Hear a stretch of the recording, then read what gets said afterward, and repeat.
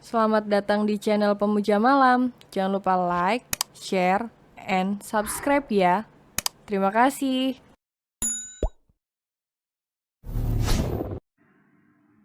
Chapter 13. Wang Edan. Lingga terhenyak, sungguh tidak bisa ia percaya. Pemuda ini benar-benar selengean. Ia pun melangkahkan kakinya kembali untuk menuju sebuah batu besar dan bersandar di sana. Perkataan Banyu sungguh hanya membuat salah tingkah saja. Cie, pipimu memerah loh sayang. Itu tandanya kamu benar-benar jatuh cinta sama aku. Ujar Banyu tiada henti-hentinya menggoda Lingga. Bibir Lingga hanya bisa melongo. Lagi-lagi Banyu mengeluarkan jurus lengeannya. Namun tidak dapat ia ingkari jika apa yang dikatakan oleh pemuda ini benar-benar membuatnya merasakan sebuah sensasi rasa yang baru sekali ia rasakan. Ia paham jika Banyu hanya bercanda, namun entah mengapa membuat jantungnya berdegup kencang. Dasar Wang Edan. Tidak ingin terlalu lama berurusan dengan pemuda yang ia anggap sinting ini, Lingga kembali bangkit dan bermaksud meninggalkan sungai ini. Loh, sayang, mau kemana? Tunggu aku, teriak Banyu sambil berupaya untuk keluar dari kubangan air sungai ini. Meskipun masih basah kuyup, namun ia tetap memutuskan untuk menyusul Lingga. Bodoh amat, ketus Lingga masih acuh dengan keberadaan Banyu. Baru beberapa langkah Lingga mengayunkan tungkai kakinya. Tiba-tiba terhenti saat melihat segerombolan orang mendekat ke arahnya. Loh, Nduk, kamu mau kemana? Sapa Prasojo dengan membawa beberapa pasukan. Lah, Pak Pras sendiri mau kemana? Kok ramai-ramai seperti ini? Tanya Lingga balik. Bapak dan beberapa orang ini akan menggali tanah di bawah curug itu, Nduk. Sesuai permintaan Banyu. Bapak dan yang lainnya akan mencari tulang-tulang ayahmu yang tertimbun reruntuhan jurang. Lingga terhenyak, hampir saja ia lupa akan satu hal di mana ada tugas yang harus ia lakukan setelah mengeluarkan Banyu dari dimensi lain.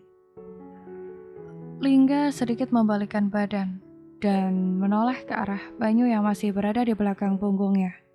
Sedangkan pemuda itu hanya tersenyum penuh arti.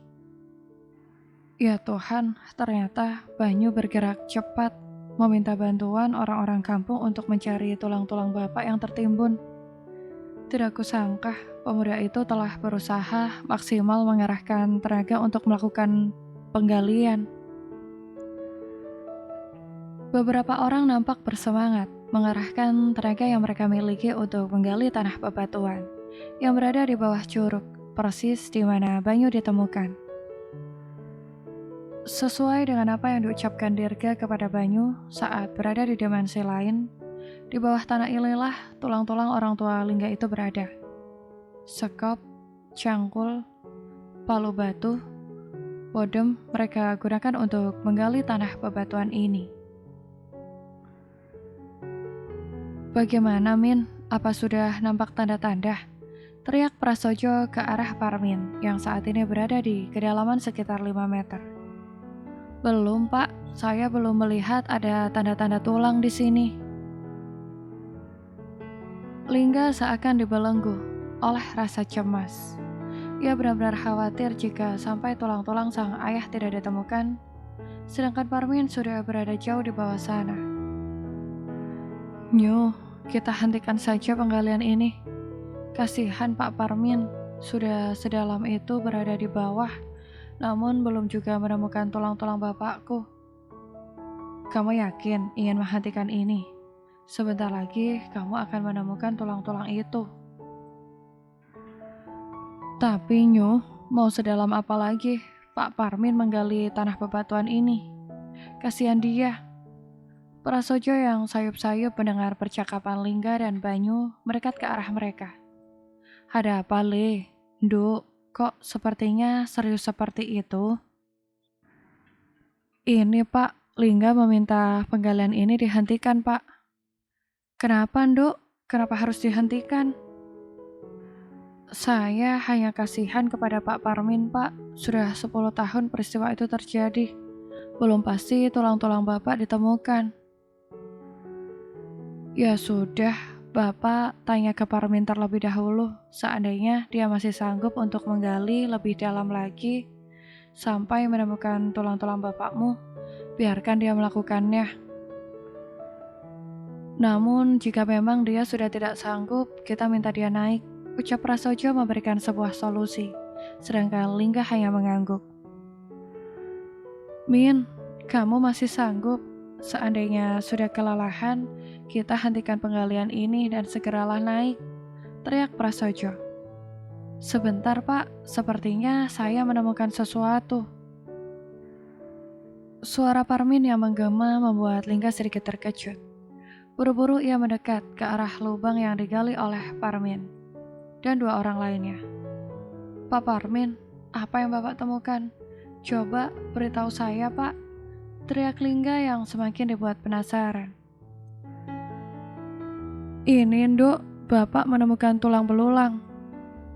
Benar, kamu menemukan tulang-tulang itu, Min. Kamu tidak bercanda, bukan? Ucap Prasojo untuk memastikan. Iya Pak, saya menemukan tulang-tulang Bapak Lingga. Semakin dalam saya gali, semakin banyak yang saya temukan. Coba lemparkan kain putih itu Pak untuk membungkus tulang-tulang ini. Rona wajah Lingga semakin cerah dengan setetes bulir bening yang jatuh dari pelupuk matanya. Ia tidak pernah menyangka setelah 10 tahun berlalu, akhirnya jejak-jejak terakhir sang ayah ditemukan. Sekilas Lingga melirik ke arah Banyu. Masih seperti biasa, pemuda itu selalu menampakkan senyum termanis yang ia miliki. Lingga benar-benar tidak pernah menyangka jika pemuda yang ia anggap sinting ini yang menjadi jalan bertemunya ia dengan jejak terakhir sang ayah. Ternyata pemuda ini tidak sinting-sinting amat. Mungkin dia sinting hanya pada waktu-waktu tertentu saja. Batin Lingga masih sambil menatap lekat wajah Banyu yang berada di seberang. Muah, I love you. Kedua bola mata Lingga kembali terbelalak saat dari tempatnya berdiri, ia melihat Banyu menampakkan ekspresi seseorang yang sedang cium jauh sembari mengucapkan kata I love you.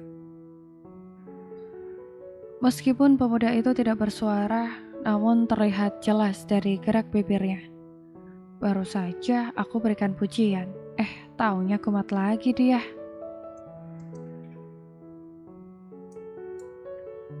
Hingga terduduk lemas di atas sebuah gundukan tanah yang masih terlihat basah.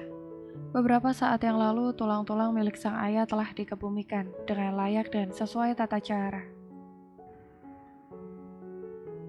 Dan saat ini hanya terlihat taburan bunga di atas tanah, dengan sebuah papan dari kayu yang menjadi tanda kepemilikan makam ini. Tulang-tulang dirgantara dikubur di samping makam milik Mawarni, yang merupakan sang istri. Lingga berharap dengan seperti itu, ayah dan juga ibunya bisa senantiasa berdekatan.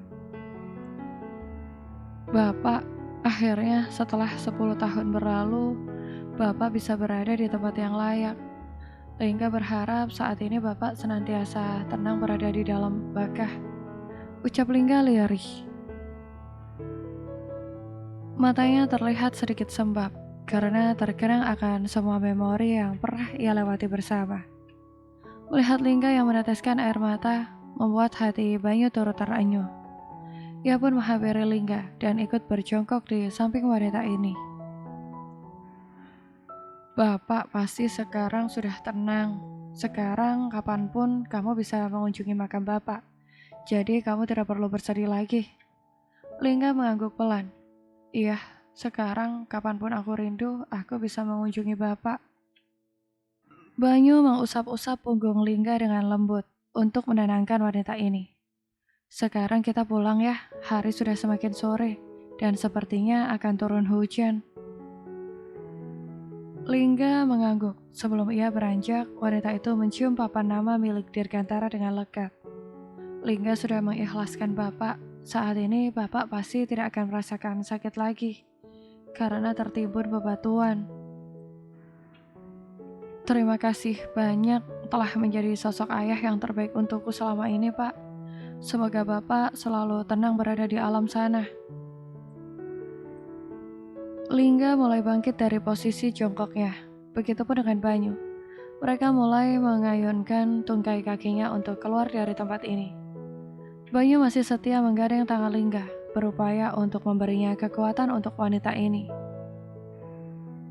Sebelum benar-benar keluar dari area pemakaman, Banyu membalikkan badan dan kembali menatap makam Dirgantara. Tepat di atas pusaranya nampak sosok seorang laki-laki yang tersenyum ke arahnya. Banyu yakin sosok itu adalah Dirgantara. Ia nampak menganggukkan kepala sembari tersenyum ke arah Banyu. Banyu pun turut tersenyum ke arah sosok lelaki di atas pusara itu. Pada akhirnya, atas kehendak Yang Maha Kuasa, setelah 10 tahun berlalu, jejak-jejak jasad terakhir seorang pendaki bernama Dirgantara bisa ditemukan dan ditempatkan di tempat yang layak.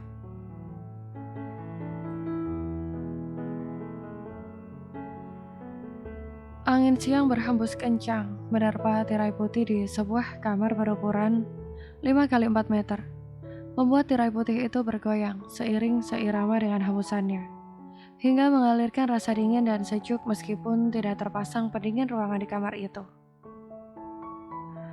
Terlihat dua orang manusia tengah larut dalam larutan hasrat yang bergelora. Wanita itu terlihat berkali-kali menggigit bibir bawahnya, seperti menegaskan jika rasa nikmat itu tengah menguasai batinnya. Alunan merdu suara manusia yang tengah merasakan sensasi terus saja menggema, memenuhi sudut-sudut ruangan. Lauhan panjang keluar dari bibir Heru. Tubuh lelaki itu bergetar hebat, dengan mata yang terpejam saat merasakan sengatan-sengatan kenikmatan yang menjalar hingga ke syaraf otak. Apa-apaan kamu, Mas? Mengapa kamu buang di dalam? Heru yang tengah hanyut dalam kenikmatan itu tiba-tiba membuka mata. Ia sedikit terkejut dengan pertanyaan yang dilontarkan oleh Ningrum. Astaga, aku minta maaf Ning. Saking nikmatnya aku sampai lupa kalau seharusnya aku keluarkan di luar. Halah, alasan kamu aja, Mas. Biasanya juga selalu kamu buang di luar. Wajah Ningrum nampak sedikit kesal dan sebal. Alhasil, kini bibir wanita itu nampak mengerucut, yang menjadi tanda kekesalannya. Heru menggeser tubuhnya hingga saat ini ia berbaring tepat di samping Ningrum. Maafkan aku, Ning. Kamu ini, nanti kalau aku hamil bagaimana, Mas? Ucap Ningrum dengan intonasi tinggi. Heru tersenyum penuh arti. Ia mengambil posisi miring ke kiri untuk bisa merengkuh tubuh Ningrum dan kemudian ia bawa ke dalam pelukannya. Kenapa kamu khawatir, Ning? Aku jelas akan menikahimu. Kenapa kamu seakan mencemaskan akan hal itu? Heru mengusap-usap kepala Ningrum dengan lembut, berupaya untuk menenangkan hati wanita yang sudah menjadi simpanannya selama 3 bulan terakhir ini. Seorang wanita yang di matanya nampak begitu cantik, yang tak lain adalah kakak iparnya sendiri. Apakah kamu lupa bahwa kamu masih berstatus sebagai suami Lingga? Apa kamu mau memiliki 2 istri? Aku tidak mau, Mas. Ning, siapa yang akan memiliki 2 istri? Aku akan segera menceraikan Lingga.